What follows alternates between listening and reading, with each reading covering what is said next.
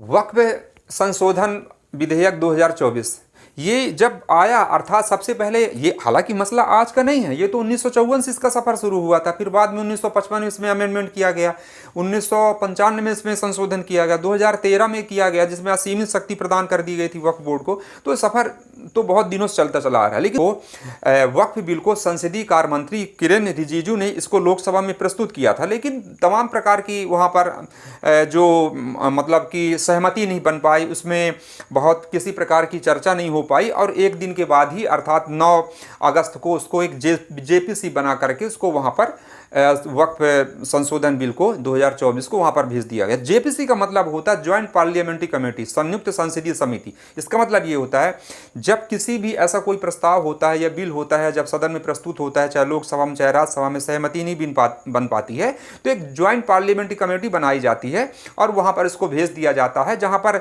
संसद के दोनों सदनों के सदस्य होते हैं और वहाँ पर जो जीते हुए सांसद होते हैं, उनके जीते हुए सांसद के अनुपात के आधार पर वहाँ पर मेंबरशिप निर्धारित की जाती है। तो वक्फ बिल से संबंधित जो जेपीसी बनाई गई, उसमें 31 ज्वाइंट पार्लियामेंट्री कमेटी में मेंबर बनाए गए, उसमें सदस्य बनाए गए 31, जिसमें से 21 अर्थात 21 जो सांसद रहेंगे वो लोकसभा से होंगी और जो 10 बचेंगे वो राज्यसभा से होंगी। और इसके चेयरमैन को बनाया गया जगदम्बिका पाल, ये भारतीय जनता पार्टी के सांसद है, वरिष्ठ सांसद, इनको बनाया गया, चेयरमैन बनाया गया।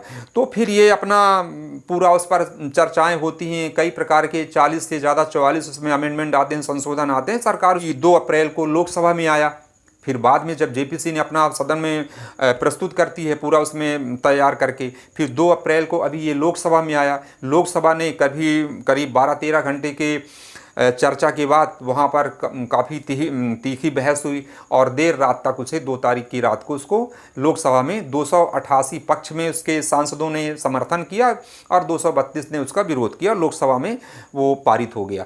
इसके पश्चात 3 तारीख को, एक दिन के बाद ही, वो राज्यसभा में जाता है और राज्यसभा में भी समर्थन में सांसदों ने उसका जो समर्थन करते हैं, 128 सांसद समर्थन में वोटिंग करते हैं और 95 सदस्य उसके विरोध में करते हैं। और इस तरीके से वह बिल वहाँ भी पारित हो जाता है। और इसके पश्चात अभी 2 दिन के बाद, अर्थात 5 या 6 तारीख को, वह अप्रैल को, राष्ट्रपति की भी इसमें सहमति हो जाती है, मंजूरी मिल जाती है और वो कानून का रूप धारण कर भी लिया गया। और वो देश में जो अमेंडमेंट किया गया था, तो 1995 के बाद अब जो किया गया, हालांकि 2013 में दिया गया जहाँ पर उसको असीमित शक्ति प्रदान कर दी गई थी।